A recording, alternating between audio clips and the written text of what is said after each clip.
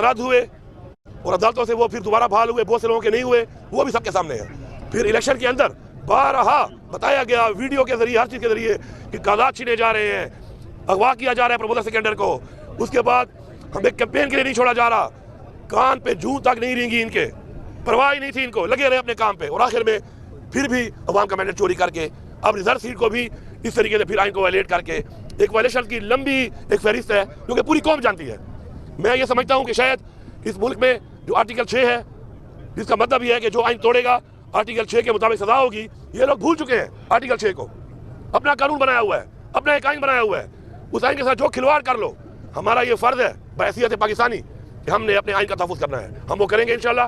अपना हक मांगते हैं, अपने हक मांगने के लिए हम तमाम इदारों से, अदलिया से, सबसे रिक्वेस्ट करते हैं कि फ्री एंड फेयर तरीके से ट्रिब्यूनल में हमें अपना हक दिया जाए फॉर्म 45 के मुताबिक। अगर ये नहीं किया जाएगा तो इस इलेक्शन को मेरे ख्याल में न तो कि पाकिस्तान में कबूल कर रहा है और नहीं इंटरनेशनली तमाम इदारों ने कह दिया है इंटरनेशनली कि ये इलेक्शन ठीक नहीं हुआ। तो ऐसी हुकूमत की क्या क्रेडिबिलिटी होगी? फिर इन्होंने वफाक में बना ली, पंजाब में बना ली, बलूचिस्तान में बना ली, सिंध में बना ली। और मैं भी चैलेंज करता हूँ यहाँ पर कि मेरे पूरे 13 हल्के मेरे बिल्कुल फॉर्म 45 के मुताबिक एक वाज़ेह लीड, बहुत ज़्यादा लीड के साथ जीते हुए हैं। बावजूद इसके कि मैं दावा कर रहा हूँ कि इन्होंने हर हल्के में MPA पे कम से कम 10,000 वोट और MNA पे कम से कम 25,000 वोट जैली पोल इन्होंने करवाए हैं। इन्होंने कापियाँ दी हैं, स्टैम्प शुदा इन्होंने लोगों को वोट दिए हैं, हमारे मुखालिफिन को जिनके साथ ये मिले हुए थे।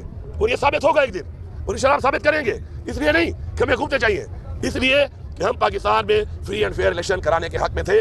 हमने इसीलिए EVM के जरिए करारदाद पास की थी कौमी असम्बली में। यही पार्टियां और यही लोग मुखालिफ थे। आज साबित हो गया है कि इसलिए नहीं मान रहे थे EVM मशीन को कि इन्होंने धांधली करनी होती है, धांधली के जरिए लोगों को मुसल्लत करना होता है, जो इन्होंने करके दिखा दिया। जी वज़ीर आला साहब, कल दीवान सदर में बरदारी तकरीब है सदर पाकिस्तान का, तो बहैसियत वज़ीर आला वहाँ पर शिरकत करने के लिए आप जाएंगे कि? देखिए, मैं तो पहले ये समझता हूँ कि जिन्होंने वोट दिया है उसको, जितना वोट पड़ा है आसिफ जरदारी साहब को, जितना वोट पड़ा है जरदारी को, ये सारा फॉर्म 45 वाला नहीं है, ये वो धांधली वाला फॉर्म 47 और 49 का वोट है।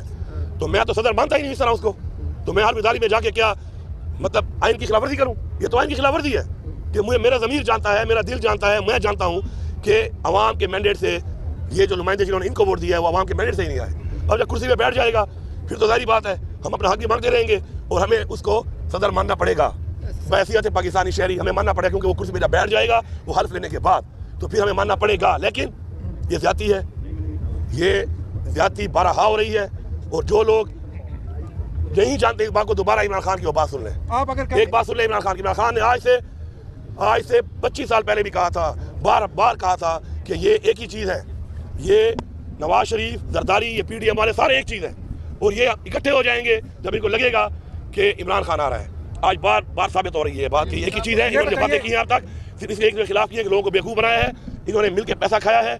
अब ये सिर्फ और सिर्फ हुकूमत में इसलिए आ रहे हैं कि इन्होंने कानूनसाजी करके अपने नैब के केस खत्म कराने हैं और लूटा हुआ पैसा बचाना है। कल को जरदारी साहब या प्राइम मिनिस्टर साहब की ज़ेर सदारत किसी इजलास में अगर शिरकत करते हैं तो क्या आप वहाँ एहतजाज भी रिकॉर्ड करवाएंगे या नहीं, सिंपली आप शिरकत करेंगे, सूबे को रिप्रेजेंट करेंगे? देखिए, मुझे इस जिम्मेदारी दी गई है, मेरा एक सूबा है, मेरे सूबे की आवाम है, मेरे हकूक है, उसकी सारी बात मुझे जाना पड़ेगा, बैठना पड़ेगा, बात करनी पड़ेगी और मेरा हक मुझे मांगना पड़ेगा इस सूबे को चलाने के लिए, सूबे के लोगों के मसाइल हल करने के लिए, सूबे के हकूक के लिए। सारी बात मैं मिलूंगा भी, मैं बैठूंगा भी।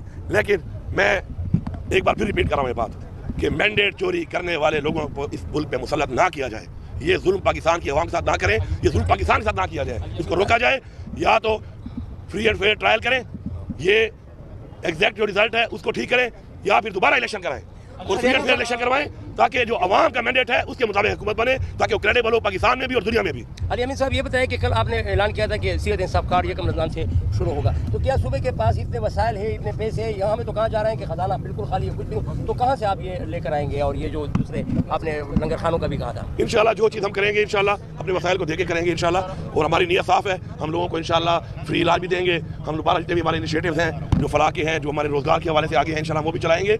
और हम अपना जो हक है जो हमें नहीं दिया जा रहा इंशाल्लाह वो हम लेंगे, और वो अगर हमें मिल जाए तो फिर हमारा खजाना खाली नहीं है। हमारे खजाने में बहुत कुछ है, लेकिन हमारे खजाने में हमें वो चीज़ और हक नहीं दिया जा रहा, जिसकी वजह से हमारा खजाना खाली है। तो हमने वोट इसलिए नहीं लिया कि हम कुर्सी में बैठ के याशियाँ करें, ہم نے اس لیے لیا ہے کہ ہم نے وہ خزانے کا وہ حق اس خزانے میں ڈالنا ہے اور انشاءاللہ ٹرانسپیرنٹ طریقے سے وہ اپنی وہاں پہ لگانا ہے. تو جب ہم لگائیں گے تو پھر خزانے میں ہر چیز بھی بہت ہوگی, مسائل بھی حل ہوں گے. آخری سوال ہے سر, 2018 میں ابھی جب گاندھی کے خلاف تحریک انصاف نے احتجاج کیا تو اس صوبے سے کافی اچھی ٹھیک ٹھاک تعداد میں اس احتجاج میں شرکت ہوتی تھی. کیا اس بار بھی جو آپ لوگ کر رہے ہیں تو کیا اسی طریقے سے احتجاج میں شرکت کریں گے وفاق کے خلاف اگر کوئی احتجاج ہے اس حوالے سے؟ اس کے ساتھ ایسا 33 قومی اسمبلی کی سیٹیں 90